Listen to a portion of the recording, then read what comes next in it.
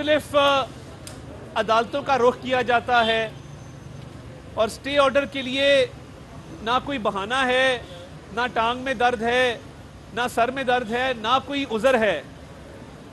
اور جب یہاں پہ معاملہ آتا ہے تو کہتے ہیں جی 2 ہفتے کی تاریخ دے دیں. کوئی ایسا مقدمہ بتا دیں کسی سیاستدان کا جو 6 سال چلا. فورن فنڈنگ کا واحد کیس ہے جو 6 سال چلا اور 6 سال کے بعد وہ کیس اپنے منطقی انجام تک پہنچا اور 6 سال کے بعد وہ کیس اپنے منطقی انجام تک پہنچا اور ابھی تک اس میں کوشش کی جا رہی ہے کہ کسی طریقے سے فورن فنڈنگ کا جواب نہ دینا پڑے. اور یہ بڑی عجیب بات ہے کہ جب فورن فنڈنگ بھی ثابت ہو گئی ہے، 190 ملین پاؤنڈ میں بھی ثبوت سامنے آ چکے ہیں، جو نیب کا توشہ خانہ کا کیس ہے انڈر ویلیویشن کا اور چوری کا، اس میں بھی تمام شواہد، تمام ثبوت وہ کھل کے سامنے آ چکے ہیں. تو پھر کیا وجہ ہے کہ یہ عدالتوں سے پھر بھی راہ فرار اختیار کرتے ہیں، جج کو انڈر پریشر کرتے ہیں، کبھی جھوٹی فیس بک کی پوسٹیں لگاتے ہیں، کبھی عدم اعتماد کی جو ہے وہ اپلیکیشن ڈالتے ہیں. آج سپریم کورٹ میں جانے کا تو کوئی نہیں تھا، نہ کوئی جواز تھا، کیونکہ یہ معاملات آلریڈی اسلام آباد ہائی کورٹ میں زیر سماعت ہیں، پینڈنگ ہیں. تو اسلام آباد ہائی کورٹ نے ہی ان معاملات کو ٹیک اپ کرنا تھا. تو میں سمجھتا ہوں کہ ایک درست فیصلہ کیا سپریم کورٹ کے 2 رکنی بینچ نے کہ یہ معاملہ ریفر کیا اسلام آباد ہائی کورٹ کو اور تمام پینڈنگ اپلیکیشن ڈیسائیڈ کرنے کے حوالے سے احکامات جاری کیے. کیونکہ جب ٹرائل اپنے حتمی مراحل میں داخل ہو چکا ہو، اس کو رکوانا، اس میں خلل ڈالنا، میں سمجھتا ہوں کہ ایک جوڈیشل پروسیس کو روکنے، انصاف کی راہ میں رکاوٹیں حائل کرنے کے برابر ہے. اور کسی ملزم کو یہ حق حاصل نہیں ہے کہ وہ پروسیڈنگز کو ڈیلے کرنے کے لیے اور چوری کا جواب نہ دینے کے لیے اور ثبوتوں کو چھپانے کے لیے وہ یہ تاخیری حربے استعمال کرے. کیونکہ یہ نیازی صاحب نے پی ایچ ڈی کی ہوئی ہے تاخیری حربوں میں. میاں نواز شریف کا جو پاناما کا ٹرائل تھا وہ روزانہ کی بنیادوں پر چلا اور پاکستان کی تاریخ میں کوئی نیب کا کیس نہیں ہے کہ جو 2 منفرد باتیں تھیں. ایک تو وہ روزانہ کی بنیادوں پر چلا اور دوسرا سپروائزری جج سپریم کورٹ کے تھے.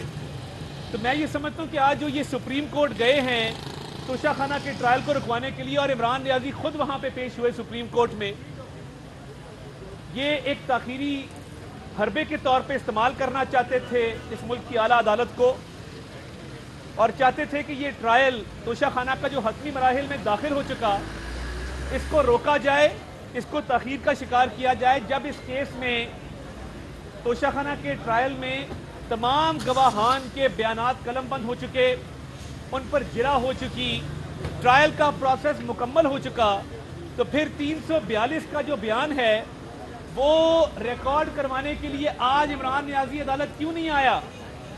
کیا چیز ہے جو عمران نیازی کو روکتی ہے کہ وہ عدالت میں آ کے 342 کا بیان ریکارڈ کروائے؟ اور میں یہ بڑا کلیئر کر دوں کہ آپ کے تاخیری حربے مزید نہیں چلیں گے. آپ کو جواب دینا ہے، حساب دینا ہے. آپ کبھی سٹے آرڈر لیتے ہیں، کبھی جج پہ عدم اعتماد کرتے ہیں، کبھی جورسڈکشن کو، دائرہ اختیار کو چیلنج کرتے ہیں، کبھی اسلام آباد ہائی کورٹ، کبھی سپریم کورٹ، کبھی دوبارہ اسلام آباد ہائی کورٹ. آج آپ اسلام آباد میں موجود ہیں نیازی صاحب، آپ اتنے بزدل ہیں، اتنے ڈرپوک ہیں کہ آپ اس کورٹ میں آنے سے قاصر ہیں کیونکہ توشہ خانہ کا جواب دینا ہوگا، سٹیٹمنٹ ریکارڈ کرانی ہوگی، بتانا ہوگا کہ آپ توشہ خانہ میں کیوں چوری کی، کیوں ڈکلیئر نہیں کیے، کیوں جو پیسے تھے وہ آپ کھا گئے اور اکاؤنٹ میں جمع نہیں کرائے. اب مسئلہ یہ ہے کہ آپ آج احتساب کورٹ میں گئے، آپ نے 190 ملین پاؤنڈ کے کیس میں بیل لی، آپ نے نیب کے توشہ خانہ کے کیس میں بیل لی، آپ سپریم کورٹ میں بھی خود گئے اس کیس کو رکوانے کے لیے. تو آپ ادھر کیوں نہیں آ رہے؟ آپ کا انتظار ہو رہا ہے عمران نیازی. اگر اتنی سی بھی بہادری ہے یا اتنا سا بھی شرم ہے تو اس کورٹ میں آ کے کھڑے ہوں، آ کے بتائیں کہ چوری کی ہے کہ نہیں کی. یہ کوئی طریقہ نہیں ہے کہ ٹرائل حتمی مراحل میں داخل ہو جائے اور ایک بزدل جو ہے وہ اپنی کالی شیٹوں کا ایک حصار اس کے اندر بیٹھ کے کہے میں نے عدالت نہیں جانا. یہ ڈر ہے, یہ خوف ہے, اور یہ اس چوری کو چھپانے کی ایک مذموم کوشش ہے جس میں یہ رنگے ہاتھوں پکڑے گئے ہیں. توشہ خانہ کا کیس ثابت ہو چکا ہے. ملک کی تاریخ میں کوئی حکمران نہیں آیا جس نے توشہ خانہ کے تحائف اپنی اہلیہ کے ساتھ مل کے بلیک مارکیٹ میں بیچے ہوں اور بلیک مارکیٹ میں بیچنے کے بعد ان کی رقم کھا گیا ہو اور اس کا وکیل الیکشن کمیشن کو کہے کہ میں نے یہ بیچے تو ہیں اور رقم اکاؤنٹ میں جمع کرائی ہے مگر وہ رقم مطابقت نہ رکھتی ہو اس رقم کے ساتھ جو آپ نے بیچ کے حاصل کی تھی, وہ رقم کم ہو. تو یہ تو ٹرائل اب اپنے حتمی مراحل میں جب داخل ہو چکا ہے تو نیازی صاحب کو ڈر اور خوف کے علاوہ کوئی ایسی چیز نہیں روک رہی یہاں پیش ہونے سے. ڈر ہے اور خوف ہے کہ یہاں پیش نہیں ہونا, 342 کی سٹیٹمنٹ ریکارڈ نہیں کروانی, اس ٹرائل کو تاخیر کا شکار کرنا ہے, اس ٹرائل کو روکنا ہے, توشہ خانہ کا جواب نہیں دینا. تو باقی عدالتوں میں تو آپ بھاگ بھاگ کے گئے ہیں. ادھر کچھ خوف ہمارا بھی ہے. اس دن ہم اپنے وکلا ساتھیوں کے ساتھ موجود تھے پرامن طریقے سے ٹرائل دیکھنے کے لیے.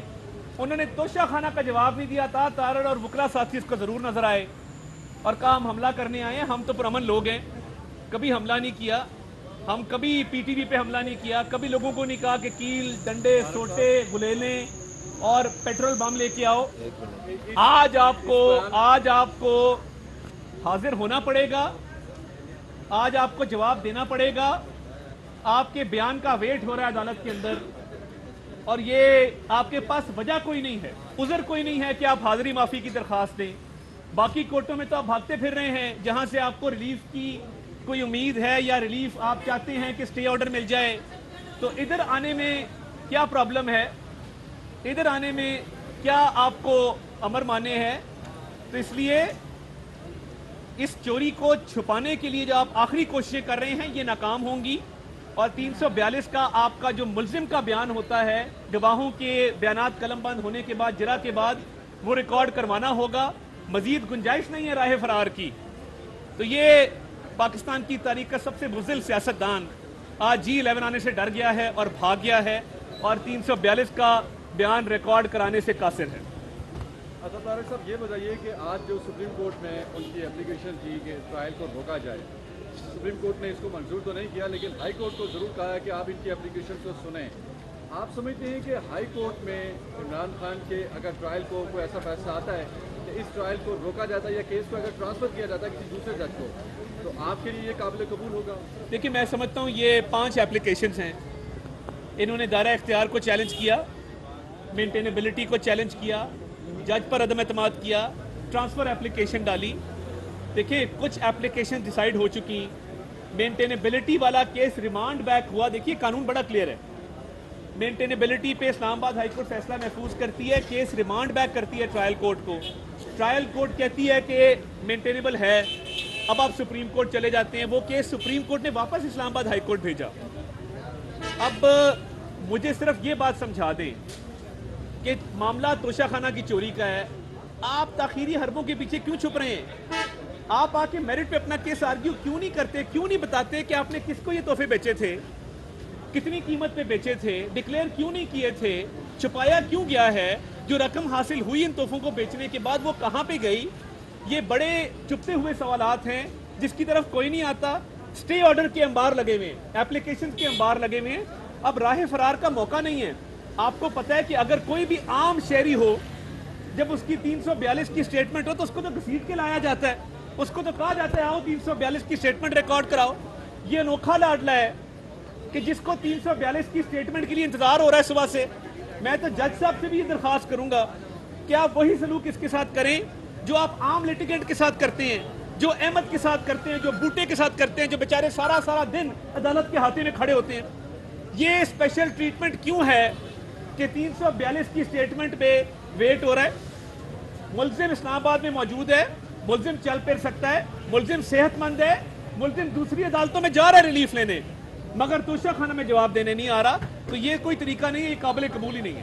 اس پہ آپ کوئی اپلیکیشن بھی ڈالیں؟ دیکھیں میں تو سمجھتا ہوں, دیکھیں ہم ایک انٹرسٹڈ پارٹی ضرور ہیں, ہم ابھی پروسیڈنگز کو واچ کریں گے اور پھر دیکھیں گے کہ کیا لائے عمل اختیار کریں. توشہ خانہ کیس میں اگر عمران خان کو سزا ہوتی ہے تو یہ بھی کہا جا رہا ہے کہ یہ ایک سیاسی کیس ہے. خواجہ حارث نے جو نواز شریف کے کیس کے وقت وکیل تھے انہوں نے توشہ خانہ کے گواہان کو تعبیر کیا ہے کہ یہ دراصل واجد ضیاء ہی ہیں نواز شریف کے کیس کے. آپ اس پہ کیا تبصرہ کریں؟ نواز شریف کو بیٹے سے تنخواہ نہ لینے پہ نکالا گیا تھا اور پاناما میں روزانہ کی بنیادوں پہ کیس چلایا گیا, ثابت کچھ نہیں ہوا تھا. اس کیس میں کلیئر ایویڈنس آ چکی ہے. تحائف گئے ہیں, تحائف بکے ہیں, بلیک مارکیٹ میں گئے ہیں, جعلی رسیدیں بنی ہیں, اکاؤنٹ میں کم پیسے جمع کرائے گئے ہیں, دستاویزی ثبوت موجود ہے. واجد ضیاء اور وقاص ملک میں بڑا فرق ہے اور میں یہ سمجھتا ہوں کہ وہ ناانصافی پر مبنی کیس تھا اور میاں صاحب نے ایک دن سٹے آرڈر نہیں لیا. آپ کو یاد ہوگا پاناما جب شروع ہوا تو انہوں نے کہا کہ میں جورسڈکشن مانتا ہوں سپریم کورٹ کی, کریں میری چھان بین.